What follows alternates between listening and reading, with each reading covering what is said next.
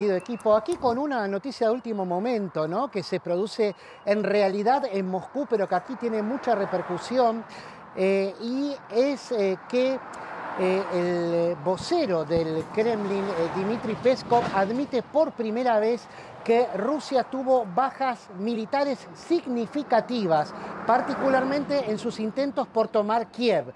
Describió la retirada del ejército ruso de Kiev como un gesto de buena voluntad, así lo describió, después de las charlas de paz que hubo en Turquía, en Estambul, la semana pasada. No, aunque admitió que hubo realmente muchas bajas, no lo interpretó como una retirada. Y esto se da en el mismo momento en que también a instancias de los Estados Unidos Rusia fue suspendida o expulsada, esto no está del todo claro, en las Naciones Unidas del Consejo de Derechos Humanos. Esto era una noticia que se había anticipado, que se podría llegar a producir, pero este pedido de Estados Unidos fue el primero de una serie de sanciones requeridas por el gobierno de Joe Biden para justamente instalarle más presión a Putin con el propósito de que acelere las charlas de paz y que se termine de retirar de Ucrania, ¿no? Ese es el objetivo mayor, aunque por el momento parece difícil porque aquí el Pentágono está hablando de una concentración de fuerzas rusas en el este de Ucrania y de la intención última que tendría el Kremlin de terminar dividiendo el país en una zona prorrusa y en otra gobernada por Kiev, que haga las veces de colchón, ¿no? Para la división entre Rusia y las fuerzas de la OTAN, ¿no? Eso es lo que estaría pretendiendo Rusia ahora, según el Pentágono, pero también hay otros que dicen que en realidad fue un repliegue estratégico y que van a volver a tratar de tomar Kiev tarde o temprano. Entonces, en medio de esas confusiones, digamos, en medio de esas contradicciones que hay incluso dentro del propio Pentágono, es cuando surgen el anuncio de estas sanciones que van a ser principalmente económicas, ¿no? Las que anunció Joe Biden, y van a recaer sobre el sistema bancario ruso, particularmente sobre los bancos Sberbank, el principal banco vinculado al Kremlin, y el principal banco privado, que es el Alfa Bank. Un congelamiento total de estas cuentas, lo que paralizaría las 2/3 partes del mercado bancario ruso, ¿no? Es una sanción realmente muy fuerte, pero también discutida por Europa, que por ahora la está apoyando con reservas, porque también no haría más que contraer el crecimiento de la zona euro, ¿no? Sí, de la Unión Europea, ya que a Rusia le harían caer 12 puntos, más de 12 puntos en el PBI a fin de este año. Adrián, esto es lo que se cree hasta ahora, que las sanciones te pido un comentario, no sé si puede aportar acá Pablo, quién lo tiene, pero sin duda en las últimas horas el tema principal en Ucrania ha sido acusaciones cruzadas de crímenes de guerra, ¿no? Las acusaciones y la evidencia que hay de crímenes de guerra por parte del ejército ruso, asesinando a civiles indefensos.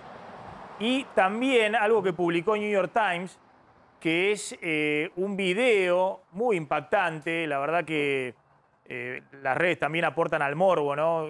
Ese tipo de cosas que están circulando, pero también sirven como elemento de denuncia. Un video en el cual se ve la supuesta ejecución de soldados rusos por parte del ejército ucraniano. Esto, insisto, publicó el corresponsal del New York Times ahí en Ucrania, y obviamente se viralizó el video. Y también hay muchos videos respecto a ejecución de, obviamente, y asesinatos de civiles ucranianos a manos del ejército ruso. Te pregunto cómo está repercutiendo esto y qué información tenés, porque cuando hablamos de crímenes de guerra es algo que, bueno, que ya supera la convención mínima de la guerra, ¿no? Que es tratar de que no haya objetivos directos civiles en el caso del ejército ruso, Y en el otro caso, de que obviamente los prisioneros deben ser prisioneros, no ejecutados de un tiro en la nuca. Sí, de hecho Biden mencionó nuevamente, los calificó nuevamente de crímenes de guerra, en particular no este video que me comentás del New York Times, donde sería al revés, donde serían los ucranianos ejecutando rusos, sino que hablaba de algún video en particular que se vio de la ejecución de un ciclista, de un civil. Sí, muy impresionante también, de un civil, del ejército ruso. Sí, de un civil claro, ucraniano a manos de militares rusos. Sí, y que también el ejército ucraniano habría decodificado conversaciones entre soldados rusos. Dicen que los rusos se descuidan mucho con sus comunicaciones porque no están cifradas, no son comunicaciones encriptadas, sino que utilizan teléfonos de línea celular. Entonces son fáciles de interceptar y dicen que habían descubierto el diálogo entre soldados rusos que reconocían y describían cómo habían ejecutado a este ciclista, lo cual, bueno, como todo, hay que tomarlo con pinzas. Pero Biden, insistimos, él calificó a estos crímenes como crímenes de guerra y ayer, incluso anoche, habló como crímenes major, dijo, sería crímenes importantes, crímenes mayores de guerra, que, bueno, darían lugar a un eventual juicio a cargo de la Corte Penal Internacional, de la que Estados Unidos no forma parte, porque Trump no quiso que formara parte. Ratificó que Estados Unidos no tenía que formar parte porque, bueno, Estados Unidos también tiene sus crímenes históricos de guerra, empezando por el lanzamiento de las bombas en Hiroshima y Nagasaki, y mucho más cerca en las campañas en Afganistán, ¿no? También. Entonces, teniendo en cuenta eso, Trump creyó en su momento que no era conveniente y ahora Biden lo que estaba sugiriendo era crear un cuerpo especial, digamos, una especie de jurado especial, como se hizo con otros casos internacionales. Si mal no recuerdo, fue el caso de Milosevic en Croacia también en el pasado, que se hizo específicamente para un caso, ¿no? Que no es la Corte Internacional Permanente, de la que no forman parte todos los países, como te decía recién, sino un juicio a medida para hacérselo a Putin. Estas son hasta ahora todas hipótesis que se van barajando, no hay nada claro, pero sí hay intención de juzgarlo así. Ahora veremos qué pasa a partir de este video, donde se ve que también los ucranianos estuvieron cometiendo presuntos crímenes de guerra, o habrían estado cometiendo, porque hay que chequear absolutamente todo, por más que lo publique el New York Times, tampoco sabemos en este momento hasta qué punto es cierto eso. Y bueno, ver cómo sigue esto. Por ahora, la última noticia que tenemos es que Rusia fue excluida de esta comisión de Derechos Humanos de las Naciones Unidas, que es realmente un golpe bastante fuerte contra la Rusia de Putin. Está Zelensky denunciando al presidente ucraniano, efectivamente, crímenes de guerra en Bucha, que es una ciudad... visitando la ciudad de Bucha y ahí, veamos el denunció tape. los crímenes de guerra, estuvo recorriendo la zona, míralo. Чем дольше будет Российская Федерация затягивать процесс встречи, тем хуже и для них, и в принципе для этой ситуации, для этой войны. Потому что с каждым днем, когда заходят наши войска и деоккупируют те или иные территории, вы видите, что происходит. Очень сложно разговаривать, когда ты видишь то, что они тут натворили.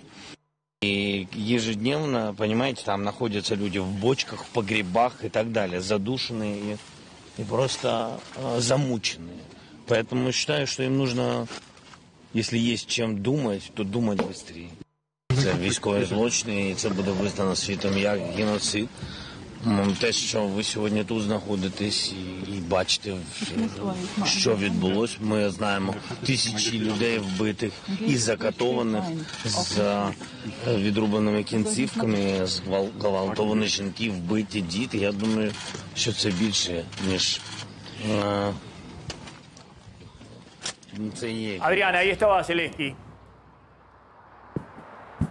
Sí, lo que pasa es que estaba el audio en ucraniano, digamos, no entiendo el ruso tampoco, así que me cuesta un poquito. Sí, pero estaba denunciando crímenes de guerra contra civiles ahí en la zona de Bucha. Justamente por estos crímenes de guerra de la zona de Bucha es donde la ONU acaba de votar, justamente la Asamblea de la ONU acaba de votar la suspensión de Rusia como miembro del Consejo de Derechos Humanos, justamente a raíz de esto que denunciaba Zelensky.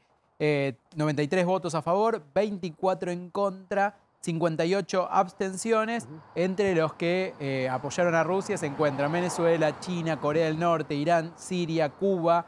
En cambio, Brasil, México se abstuvieron y quizás había alguna duda en algún momento. Argentina apoyó la moción de Estados Unidos, está entre los 93 votos favorables a la expulsión de Rusia como miembro del Consejo es decir, de este es Derechos un dato Humanos. importante. Tengamos en cuenta que Argentina preside, ¿no?, esa comisión.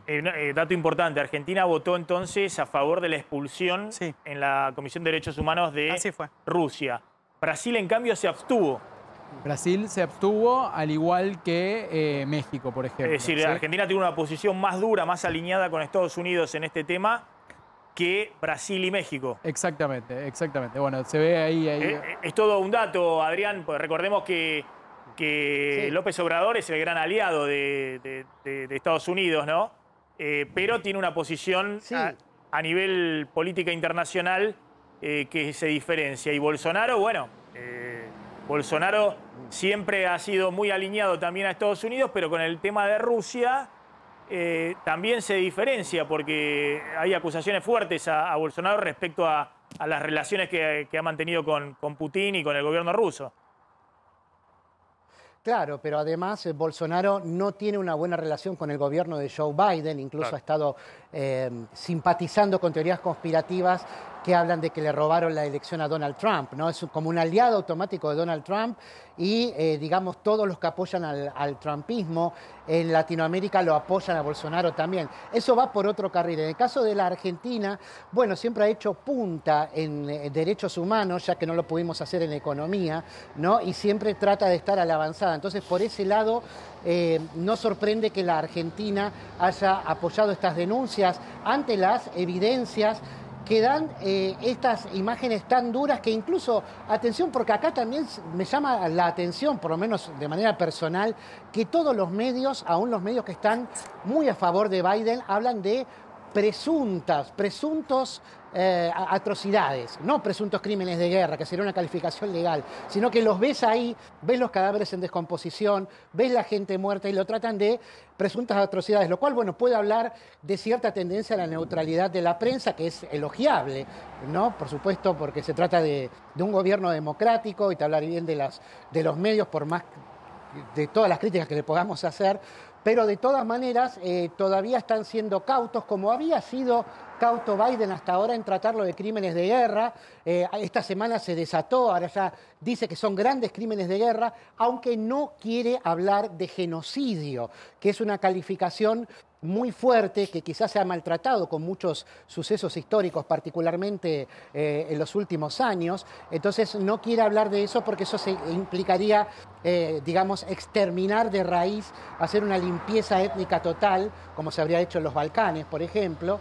Y Estados Unidos cree que puede llegar a tener problemas si ya se precipita a hablar de genocidio, como lo impulsa Zelensky, ¿no? Zelensky siempre, Volodymyr Zelensky, presidente ucraniano, trata de, digamos, de subir el listón lo más que puede, sobre todo para pedir ayuda, ¿no? Hay un creciente pedido de ayuda que no solamente se limita a las armas, recordemos que había pedido hasta 1000 misiles antitanques por día, sino también a la ayuda económica, en qué es lo que va a hacer Ucrania, el daño que va a tener, más allá de lo que estamos viendo, desde el punto de vista económico, cuando se llega a algún tipo de acuerdo, algún cese de hostilidades, que para Biden no es cercano. Dice, no están, Biden ayer dijo, y hoy lo volvió a decir, no estamos cerca de la paz, desgraciadamente. Es una guerra que se puede extender en el tiempo. Incluso aquí en el Pentágono hablan de años, ¿no? A lo sumo se podrá alcanzar un equilibrio precario, pero creen que es un problema de larga duración en el que, bueno, mucho va a tener que ver sobre todo qué posición va a tener Ucrania respecto de la OTAN y la OTAN respecto de Ucrania, ¿no? Así que, bueno, estamos a la expectativa, es un rompecabezas diario esto. Sumo este tema de crímenes de guerra, pues me parece que es muy importante en este momento. Ayer el Papa también tuvo un gesto que salió un poco de la ambigüedad o el planteo más de equilibrista que había tenido hasta ahora, hizo un gesto claro dijo al pueblo ucraniano que está sufriendo en este momento. Ahí podemos buscar un poco la declaración del Papa, está también en video. Está en video y aparte con una bandera ucraniana, levantando una bandera ucraniana ahí en el Vaticano, a ver si podemos buscar el video. Y después también lo que encuentra el gobierno argentino, que ha tenido sus idas y vueltas con este tema. Recordemos la interna también dentro del oficialismo. Cristina, el alineamiento con Putin, Alberto Fernández pasando a visitarlo a Putin pocos días antes de que se desate la guerra. También el gobierno argentino ha tenido declaraciones muy fuertes acá de Gabriel Boric, el nuevo presidente chileno, que ha sido categórico respecto a la condena a Putin, diciendo que es un autócrata que está cometiendo crímenes de guerra en Ucrania. Es decir, el gobierno argentino también ahora plantea una posición clara en el Consejo de Derechos Humanos de Naciones Unidas cuando ve que también, el mundo se mueve, ¿no? Obviamente no es solamente el alineamiento con Estados Unidos, sino que también ve que empieza a haber una condena fuerte en el mundo también. Ahí está el Papa, a ver si lo podemos escuchar. Está subtitulado, está hablando en italiano, pero está subtitulado. A ver si lo podemos escuchar. Questa bandiera viene dalla guerra, proprio da quella città martoriata, Bucha. Questi bambini sono dovuti fuggire e arrivare a una terra sana. Questo è uno dei frutti della guerra. Non dimentichiamoli e non dimentichiamo il popolo ucraino.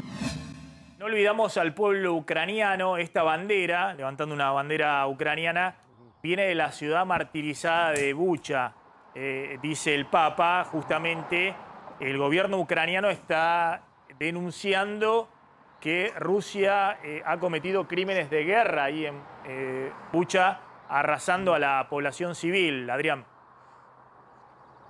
Sí, así es. Es importante también, mantener las diferencias, como tratan muchos medios argentinos al Papa Francisco, y como lo consideran aquí en los Estados Unidos. Aquí hasta ahora han remarcado las principales cadenas de televisión e incluso diarios como el Wall Street Journal, han ponderado sus gestiones, su acercamiento a Zelensky justamente y su necesidad de hacer un equilibrio. Acá lo ven como un líder religioso, no como un líder político, no lo arrastran al barro de la política partidaria, como vemos en Argentina, donde incluso en crónicas que parecen neutrales lo critican por no condenar a Rusia, cuando no se pone en evidencia, por ejemplo, que lo que está haciendo son gestiones muy fuertes con el patriarca de la Iglesia Ortodoxa rusa, el patriarca de Moscú, que tiene una injerencia directa en el actuar de Putin, y donde, que la guerra implica que haya diferentes personas, diferentes naciones involucradas, y el Papa tiene que buscar una solución religiosa, ecuménica, no política partidaria. Y hasta ahora lo están viendo muy bien en ese sentido. Aquí en los Estados Unidos no lo han criticado. Gracias, Adrián.